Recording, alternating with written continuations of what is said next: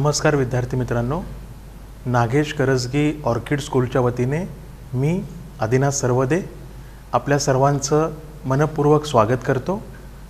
आज आपण इयत्ता 7वी मराठी या विषयामधील उपयोजित लेखन विभागातील अत्यंत महत्त्वाचा घटक अभ्यासणार आहोत। त्या घटकाचं नाव आहे बातमी वाचन। चला तर मग सुरुवात करूयात। बातमी वाचन।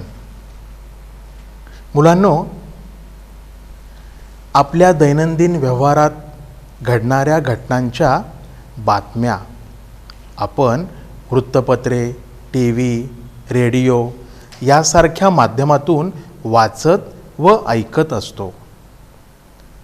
आपल्या आजूबाजूला ज्या काही घटना घडत असतात त्या घडणाऱ्या घटनांच्या बातम्या आपण दररोज वृत्तपत्रातून वाचत असतो। त्याचबरोबर टीव्ही, रेडिओ यासारख्या माध्यमातून वाचत व ऐकत असतो। त्यामुळे घडून गेलेल्या, घडत असलेल्या आणि घडणाऱ्या विविध घटनांविषयी आपणाला सविस्तर माहिती बातमीच्या माध्यमातून मिळत असते। मी काय म्हटलं लक्षात येते का मुलांनो?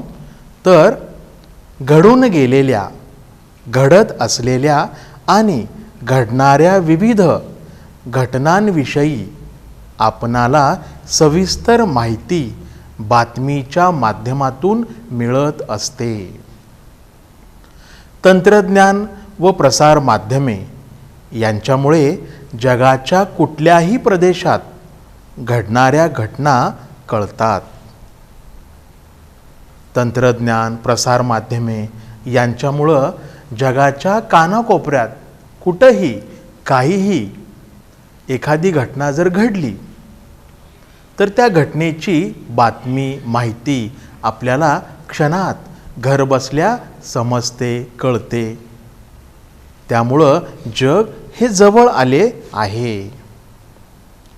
वर्तमानपत्रे, आकाशवाणी व दूरदर्शन ही प्रमुख प्रसार माध्यमे आहेत।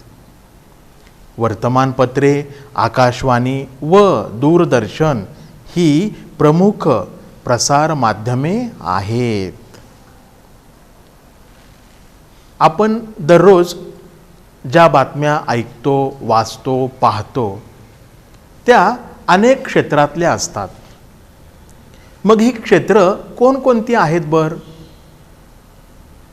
त्यामध्ये सांस्कृतिक क्षेत्र, क्रीडा क्षेत्र, कृषी क्षेत्र, शैक्षणिक, सामाजिक, वैज्ञानिक, दैनंदिन घटना या घटकांच्या संदर्भात घडलेल्या बातम्या तयार होतात। म्हणजेच आपण दररोज ज्या बातम्या ऐकतो, पाहतो, वाचतो त्या अनेक क्षेत्रातल्या असतात। त्यामध्ये सांस्कृतिक, क्रीडा, कृषी, शैक्षणिक, सामाजिक, वैज्ञानिक, दैनंदिन घटना अशा विविध घटकांच्या बातम्या आपण दररोज वाचत असतो, ऐकत असतो। ठीक आहे। तर या विविध क्षेत्रातील बातम्यांवर आधारित विचारल्या जाणाऱ्या प्रश्नांची आता आपण चर्चा करणार आहोत। बातमीच्या आधारे प्रश्न उत्तरे। ज्या विविध क्षेत्रातल्या बातम्या आपण दररोज ऐकत असतो, वाचत असतो त्यावर आधारित प्रश्नांची उत्तरे सोडवत असताना, लिहित असताना कोणती खबरदारी आपण घेतली पाहिजे हे या ठिकाणी दिलेलं आहे बघा। बातमीच्या आधारे प्रश्न उत्तरे। दिलेल्या बातमीवरील कृती म्हणजेच प्रश्न सोडवताना संपूर्ण बातमी बारकाईने वाचावी। आपल्या प्रश्नपत्रिकेत जी बातमी आपल्याला दिलेली असते ती बातमी सर्वप्रथम काळजीपूर्वक बारकाईनं वाचणं अत्यंत गरजेचं आहे। त्यानंतर बातमीचा आशय नीट समजून घ्यावा। म्हणजेच ती बातमी कोणत्या स्वरूपाची आहे, त्यामध्ये काय दिलेलं आहे, कुठं ती बातमी घटना घडलेली आहे, ह्या सगळ्या गोष्टींचा आपण बारकाईनं विचार केला पाहिजे. त्या बातमीचा आशय नीट समजून घेतला पाहिजे. त्यानंतर बातमीवरील प्रश्न पाहून त्या अनुषंगाने बातमी पुन्हा एकदा नजरेखालून घालावी. प्रश्नपत्रिकेत जी बातमी आपल्याला दिलेली असते ती बातमी सर्वप्रथम काळजीपूर्वक आपण वाचणं गरजेचं आहे. त्यानंतर त्या बातमीचा आशय हा समजून घ्यावा आणि मग त्या बातमीच्या खाली जे प्रश्न दिलेले आहेत ते प्रश्न वाचून समजून घेणं महत्त्वाचं आहे. आणि हे प्रश्न वाचून झाल्यावर पुन्हा एकदा त्या प्रश्नाच्या अनुषंगाने बातमी नजरेखालून घालावी. म्हणजेच त्या प्रश्नांची उत्तरे काय बरं असतील त्याची मनामध्ये आखणी आपण करून घ्यावी. ठीक आहे. त्यानंतर बातमीत उल्लेखलेले स्थळ, दिनांक आदी बाबीही महत्त्वाच्या असतात. त्या संदर्भाने उत्तरे लिहावीत. बातमीत ठिकाण, दिनांक त्याचबरोबर इतर जे महत्त्वाचे घटक मुद्दे असतात ते सर्व मुद्दे काळजीपूर्वक वाचून समजून घेणं महत्त्वाचं आहे. कारण त्यावर आधारितच प्रश्न हा विचारला जातो. आलं लक्षात? तर बातमीच्या आधारे प्रश्नांची उत्तरे लिहित असताना या काही प्रमुख सूचनांचा आपण जरूर विचार करावा. ठीक आहे. यानंतर मुलांनो, आपल्या पाठ्यपुस्तकात पान नंबर 35 एक बातमी दिलेली आहे. तर आता आपण जे काही नियम सूचना समजून घेतल्या त्याच्या आधारे हा प्रश्न सोडवूयात. या ठिकाणी पान नंबर 35 एक बातमी दिलेली आहे. आता ही बातमी कशी वाचायची, त्यातले घटक कसे समजून घ्यायचे आणि मग त्या बातमीच्या खाली दिलेल्या प्रश्नांची उत्तरे ही कशी लिहायची हे सुद्धा आता आपण समजून घेऊयात. ठीक आहे. तर या ठिकाणी एक बातमी दिलेली आहे. बातमीचं शीर्षक वाचन प्रेरणा दिन उत्साहात साजरा. वाचन प्रेरणा दिन उत्साहात साजरा हे या बातमीचं शीर्षक आहे, टायटल आहे. म्हणजेच काय आहे तर वाचन प्रेरणा दिन हा साजरा झालेला आहे. बरोबर. त्यानंतर खाली काय दिले बघा, भूतपूर्व राष्ट्रपती डॉक्टर APJ अब्दुल कलाम यांचा फोटो दिलेला आहे. भारताचे माजी राष्ट्रपती, भूतपूर्व राष्ट्रपती डॉक्टर APJ अब्दुल कलाम यांचा फोटो दिलेला आहे. आणि या शीर्षकाच्या बाजूला काही पुस्तकं दिलेत. बरोबर. बातमी वाचन करीत असताना काळजीपूर्वक वाचन करणं महत्त्वाचं आहे. ठीक आहे. त्यानंतर खाली काय दिले बघा, आदर्श नगर, म्हणजे तारीख, दिनांक 16 म्हणजे ही घटना, हा जो कार्यक्रम आहे तो कुठं झालेला आहे, कोणत्या शहरात झालेला आहे तर आदर्श नगर. आणि कधी झालेला आहे तर 16 ऑक्टोबर. 15 ऑक्टोबरला तो कार्यक्रम झालेला आहे आणि 16 ऑक्टोबरला ही बातमी आलेली आहे. बरोबर. आदर्श नगर, तारीख 16 ऑक्टोबर. आता पुढं काय दिले बघा, दिनांक 15 ऑक्टोबर रोजी साधना विद्यालय आदर्श नगर येथे वाचन प्रेरणा दिन साजरा करण्यात आला. 15 ऑक्टोबर रोजी साधना विद्यालय आदर्श नगर या ठिकाणी साधना विद्यालय जे आहे त्या साधना विद्यालयात वाचन प्रेरणा दिन हा साजरा करण्यात आला आहे. कधी करण्यात आला तर 15 ऑक्टोबर रोजी, बरोबर. आणि ही बातमी, या कार्यक्रमाची बातमी 16 ऑक्टोबरच्या पेपरमध्ये आलेली आहे.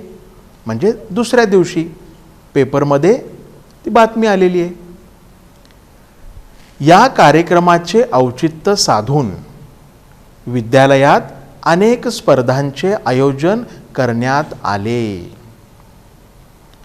या कार्यक्रमाचे औचित्य साधून, त्या कार्यक्रमाच्या निमित्तानं शाळेमध्ये अनेक स्पर्धांचे आयोजन करण्यात आले होतं. या कार्यक्रमाची सुरुवात ग्रंथ दिंडीने करण्यात आली, बरोबर. पुढं काय म्हटले बघा, आदर्श नगर परिसरातील महत्त्वाच्या चौकात वाचन संस्कृती वाचवा या विषयावर मुलांनी पथनाट्य सादर केली. आदर्श नगर परिसरातील महत्त्वाच्या चौकात वाचन संस्कृती वाचवा या विषयावर मुलांनी पथनाट्य सादर केली. त्याचबरोबर विद्यालयात उत्कृष्ट वाचन ही स्पर्धा घेण्यात आली. या कार्यक्रमाच्या निमित्तानं शाळेमध्ये अनेक कार्यक्रम झाले. तर त्यामध्ये उत्कृष्ट वाचन ही स्पर्धा घेण्यात आली. यामध्ये मुलांनी त्यांच्या आवडत्या कथा, कवितांचे वाचन केले. या स्पर्धेत इयत्ता 7वीतील शेखर काजळे या विद्यार्थ्यास उत्कृष्ट वाचक म्हणून बक्षीस देण्यात आले. ही जी उत्कृष्ट वाचन स्पर्धा घेण्यात आली, या स्पर्धेमध्ये इयत्ता 7वी मध्ये शिकत असलेला शेखर काजळे या विद्यार्थ्यास उत्कृष्ट वाचक म्हणून बक्षीस देण्यात आले. हे लक्षात ठेवा बरं का मुलांनो. पुढील काळामध्ये वाचन संस्कृती विकसित व्हावी या दृष्टीने विद्यालयात विविध उपक्रम राबवले जाणार असल्याचे मुख्याध्यापकांनी या प्रसंगी घोषित केले. पुढील काळामध्ये वाचन संस्कृती विकसित व्हावी या दृष्टीने शाळेमध्ये विविध उपक्रम राबवले जाणार असल्याचे मुख्याध्यापकांनी या कार्यक्रमाच्या प्रसंगी घोषित केले, म्हणजे सांगितलं. विद्यालयातील सर्व विद्यार्थ्यांनी अतिशय उत्साहाने वाचन प्रेरणा दिन साजरा केला. शाळेतल्या सर्वच मुलांनी उत्साहाने हा जो वाचन प्रेरणा दिन आहे तो साजरा केला. तर अशी ही छोटीशी बातमी आपल्या पाठ्यपुस्तकात आहे. तर या पद्धतीनं या बातमीचं वाचन सर्वप्रथम करायचं आहे. त्यानंतर त्या बातमीचा आशय हा समजून घ्यायचा आहे. म्हणजे या बातमीमध्ये नेमकं काय दिलेलं आहे, नेमकं हा कार्यक्रम कुठं झाला आहे, किती तारखेला झाला आहे, हे सगळं समजून घ्यायचं. आणि मग आपल्या सूचनेप्रमाणे, बातमी वाचनाच्या नियमाप्रमाणे या बातमीच्या खाली दिलेल्या प्रश्नांकडे वळायचं आहे. आता या बातमीच्या खाली प्रश्न दिलेत बघा. वरील बातमीच्या आधारे खालील प्रश्नांची उत्तरे लिहा. यामध्ये पहिला प्रश्न, कोणाचा जन्मदिवस आपण वाचन प्रेरणा दिन म्हणून साजरा करतो? प्रश्न समजला का? तर कोणाचा जन्मदिवस आपण वाचन प्रेरणा दिन म्हणून साजरा करतो? तर सुरुवातीला या बातमीचं वाचन करत असताना मी तुम्हाला सांगितलं होतं की या बातमीच्या सुरुवातीला कोपऱ्यामध्ये भारताचे माजी राष्ट्रपती डॉक्टर APJ अब्दुल कलाम यांचा फोटो दिलेला आहे, बरोबर? म्हणजेच यांचा जो जन्मदिवस आहे हा आपण वाचन प्रेरणा दिन म्हणून साजरा करतो. आलं लक्षात? तर उत्तर कसं लिहाल मुलांनो? भूतपूर्व राष्ट्रपती डॉक्टर APJ अब्दुल कलाम यांचा जन्मदिवस आपण वाचन प्रेरणा दिन म्हणून साजरा करतो. ठीक आहे. दुसरा प्रश्न, वरील बातमी कोणत्या तारखेची आहे? ही बातमी कोणत्या तारखेची आहे? तर 16 ऑक्टोबर. कार्यक्रम कधी झालाय? 15 ऑक्टोबर. आणि दुसऱ्या दिवशीच्या पेपरमध्ये ही बातमी आलेली आहे. म्हणजे या प्रश्नाचं उत्तर कसं लिहाल?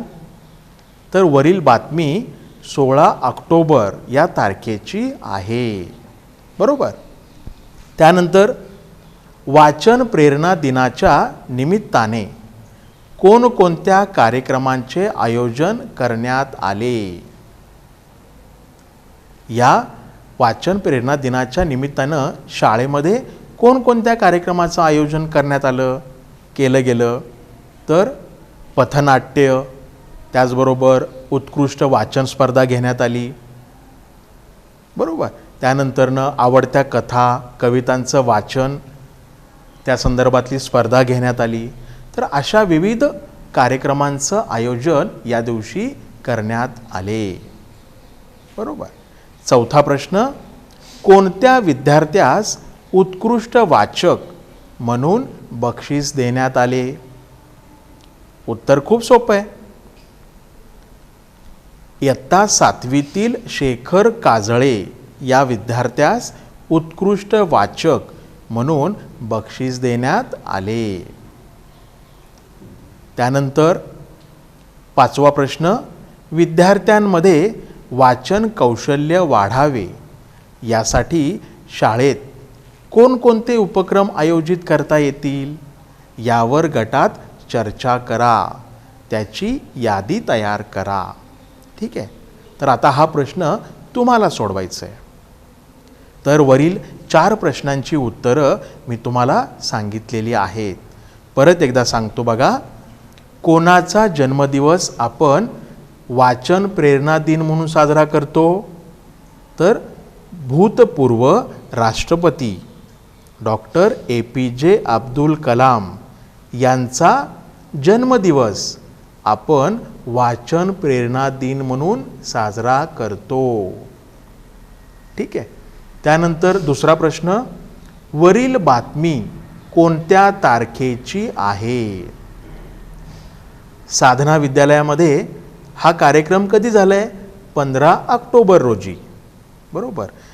दुसऱ्या दिवशीच्या पेपरमध्ये त्या कार्यक्रमाची बातमी आली, म्हणजेच 16 ऑक्टोबर. उत्तर कसं येईल? वरील बातमी 16 ऑक्टोबर तारखेची आहे. वरील बातमी 16 ऑक्टोबर तारखेची आहे. त्यानंतर तिसरा प्रश्न, वाचन प्रेरणा दिनाच्या निमित्ताने कोणकोणत्या कार्यक्रमाचे आयोजन करण्यात आले? तर पथनाट्य, त्याचबरोबर उत्कृष्ट वाचन स्पर्धा घेण्यात आली. तर अशा विविध स्पर्धांचं आयोजन करण्यात आलं, बरोबर? त्यानंतर चौथा प्रश्न, कोणत्या विद्यार्थ्यास उत्कृष्ट वाचक म्हणून बक्षीस देण्यात आले? उत्तर खूप सोपं आहे. इयत्ता 7वीतील शेखर काजळे या विद्यार्थ्यास उत्कृष्ट वाचक म्हणून बक्षीस देण्यात आले. आणि शेवटचा प्रश्न, विद्यार्थ्यांमध्ये वाचन कौशल्य वाढावे यासाठी शाळेत कोणकोणते उपक्रम आयोजित करता येतील यावर चर्चा करा, त्यांची यादी तयार करा असं म्हटलेलं आहे. तर या प्रश्नाची चर्चा तुम्ही करायची आहे. ठीक आहे मुलांनो. तर याप्रमाणे दिलेल्या बातमीचं वाचन करायचं आहे. त्या बातमीमध्ये काय दिलेलं आहे, त्या बातमीचा आशय तो समजून घ्यायचा आहे आणि मग त्या बातमीच्या खाली दिलेल्या प्रश्नांकडे वळायचं आहे. प्रश्नाच्या अनुषंगाने पुन्हा एकदा ती बातमी नजरेखालून घालायची आहे आणि मग त्या बातमीच्या खाली दिलेल्या प्रश्नांची उत्तरं ही लिहायची आहे. ठीक आहे. तर ही बातमी कशी सोडवायची, या खालचे प्रश्न कसे सोडवायचे हे तुम्हाला समजले असतील. आता अशाच प्रकारचा आणखीन एक प्रश्न आपण पाहणार आहोत, समजून घेणार आहोत. बघा,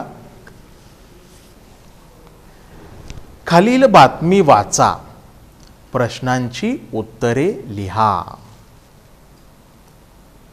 आपल्याला परीक्षेत अशाच प्रकारचा स्वरूपाचा प्रश्न हा विचारला जातो.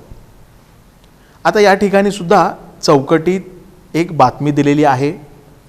त्या बातमीचं शीर्षक, मनोहर वर्तक यांना दादासाहेब फाळके पुरस्कार जाहीर. मनोहर वर्तक यांना दादासाहेब फाळके पुरस्कार जाहीर, हे या बातमीचं शीर्षक आहे, टायटल आहे. बरोबर. त्यानंतर खाली काय दिले बघा, पुणे, तारीख 25, काल दिनांक 24 एप्रिल. हा जो कार्यक्रम झालेला आहे, पुरस्कार वितरण सोहळा, हा पुणे या ठिकाणी झालेला आहे. बरोबर. आणि किती तारखेला झाला आहे, तर 24 एप्रिल.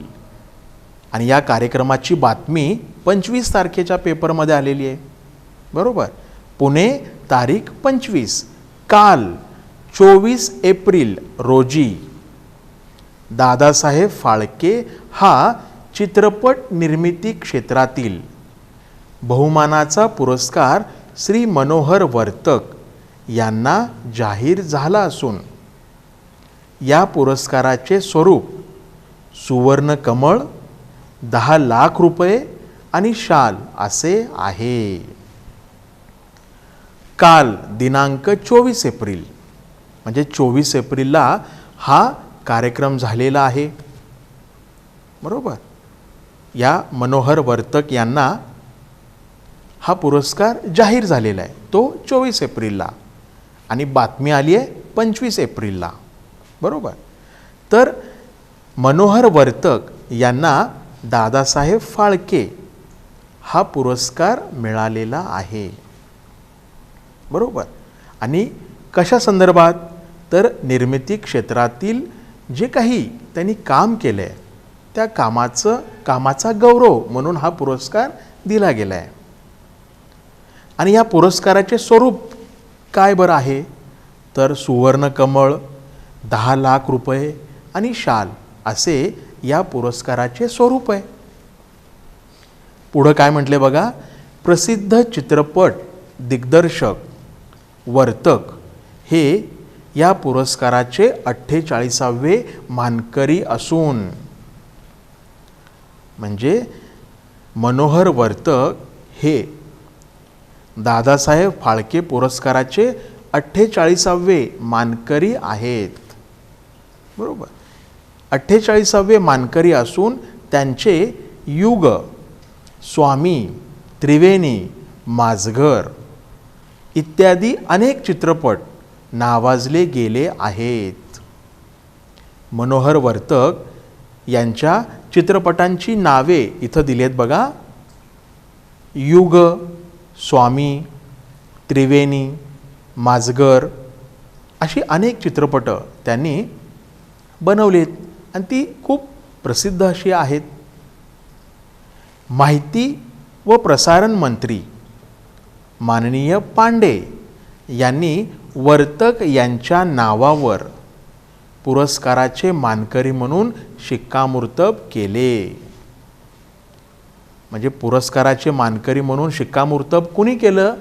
तर माहिती व प्रसारण मंत्री माननीय पांडे यांनी शिक्कामोर्तब केलं.